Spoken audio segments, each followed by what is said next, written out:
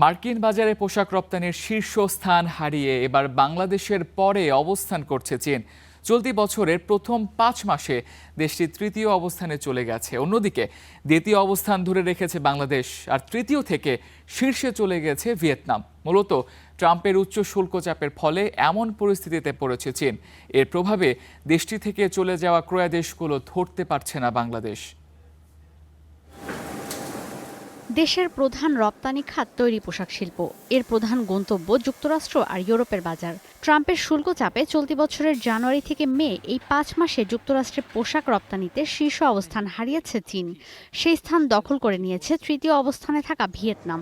আর বাংলাদেশ দ্বিতীয় অবস্থান ধরে রেখেছে।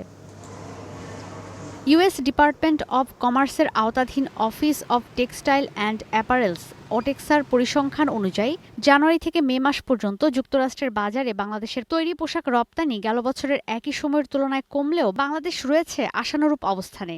কিন্তু চীনের রপ্তানি নেমে এসেছে $280 কোটি। এমন পরিস্থিতিতে সবচেয়ে বেশি লাভবান হয়েছে ইন্দোনেশিয়া ও কম্বোডিয়া। যুক্তরাষ্ট্রে এই দুই দেশের পোশাক রপ্তানি বেড়েছে। উল্টো দিকে কমেছে ভারত ও পাকিস্তানের। চাহিদা কম থাকার পরও যুক্তরাষ্ট্রের বাজারে দেশের তৈরি পোশাকের রপ্তানি মূল্য কিছুটা স্থিতিশীল ছিল। ক্রয়াদেশ ধরে রাখতে রপ্তানিকারকরা খুব একটা দাম বাড়াননি। বিশ্ব বাণিজ্য সংস্থার তথ্য অনুযায়ী 2024 সালে $165 বিলিয়ন তৈরি পোশাক রপ্তানি করে শীর্ষে ছিল চীন। দেশটির তৈরি পোশাক রপ্তানিতে প্রবৃদ্ধি হয়েছে 0.30%। দ্বিতীয় অবস্থানে থাকা বাংলাদেশ এ সময় $38 বিলিয়ন তৈরি পোশাক রপ্তানি করেছে। উৎপাদনশীলতা বাড়াতে হবে।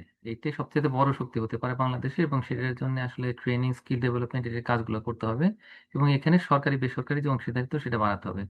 মানে এই মুহূর্তে আমাদের যে শ্রমিকের যে পরিমাণে পণ্য একটা নির্দিষ্ট সময়ে উৎপাদন করেন, তার চাইতে অনেক বেশি পণ্য উৎপাদন করে কিন্তু একই সময়ে ভিয়েতনামের একজন শ্রমিক।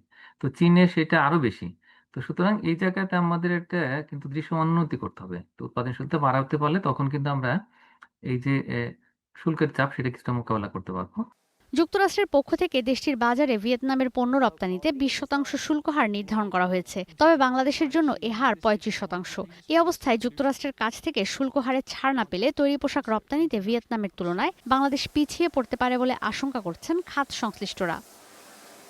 ঈশিতা ব্রহ্ম, স্টার নিউজ।